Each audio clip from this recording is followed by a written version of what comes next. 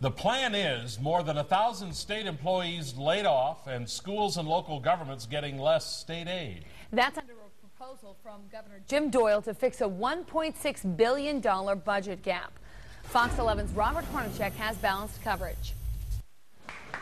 2 weeks after announcing the state's budget has gone from bad to worse, Democratic Governor Jim Doyle announced his plan to fix the $1.6 billion gap. We have no choice but to cut back everywhere we can. Doyle's plan includes a 5% cut to all state agencies. He says that will result in 1,000 layoffs. In addition, most state employees will be required to take 16 unpaid days off over the next 2 years. I don't want to sugarcoat this. I think this is going to be very hard. Doyle also proposed cutting school aid by 2.5%.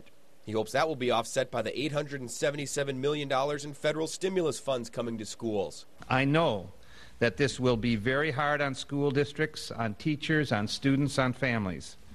But we don't have any other acceptable options for closing this budget gap. The plan also cuts shared revenue to local governments by 2.5%.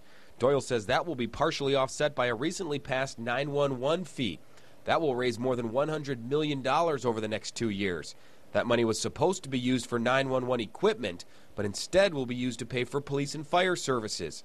Republicans blasted the plan. You can call it a fee, but if it walks like a duck, talks like a duck, it's a duck.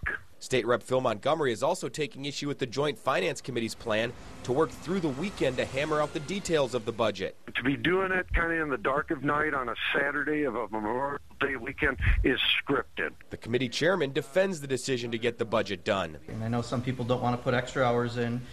We've said from day one we're going to get the budget done by the end of the month. Doyle says the quicker the budget bill is passed, the sooner, he says, the state will get back on track. Robert Hornacek, Fox 11 News. Representatives from 2 state employees unions have said they will not give up the 2% raises that members are slated to receive. Doyle says if the unions don't reopen negotiations, an additional 400 state workers could be laid off.